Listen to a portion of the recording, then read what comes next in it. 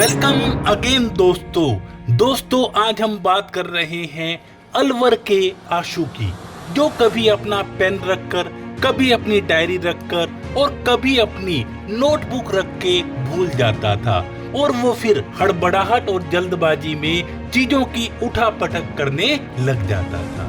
Monday का दिन था और वो कुछ ढूंढ रहा था हड़बड़ाहट में। पापा ने कहा, बेटा क्या ढूंढ रहे हो? आशु ने परेशान होकर कहा, पापा बाइक की चाबी नहीं मिल रही। पापा ने कहा, बेटा चाबी नहीं बल्कि तुम खुद को ढूंढ रहे हो। आज फिर आशु को ढूंढ रहा है। आशु कुछ समझ नहीं पाया। फिर अगले दिन पापा ने आशु को बुलाया और आशु को ये कहा, बेटा आओ चाय पीते हैं।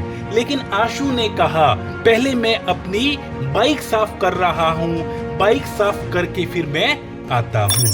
तो पापा ने कहा, यदि तुम बाइक साफ करते हुए ये सोचोगे कि मुझे आगे चाय पीनी है, तब आप अपनी बाइक को भी अच्छे तरीके से साफ नहीं कर पाओगे। तुम्हारा मन बाइक साफ करने में भी नहीं लगेगा और तुम्हारा मन चाय और आगे के कामों की ओर दौड़ता रहेगा।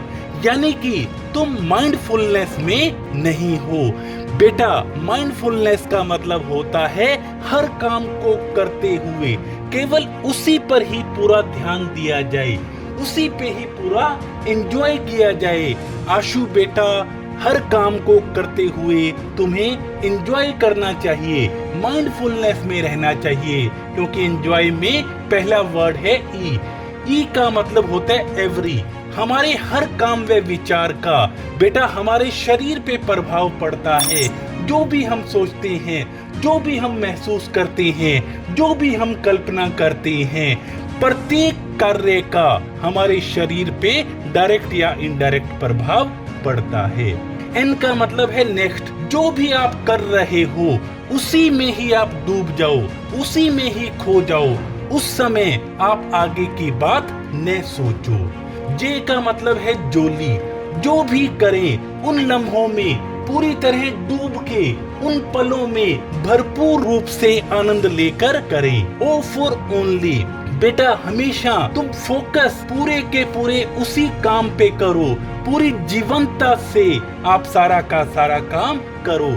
चाहे वो काम घर का हो, चाहे वो काम ऑफिस का हो, चाहे तुम सब्जी लेने जा रहे हो, चाहे तुम घर का कोई भी काम कर रहे हो, घर का कोई भी सामान लेने जा रहे हो, पूर्ण रूप से फोकस होके करो।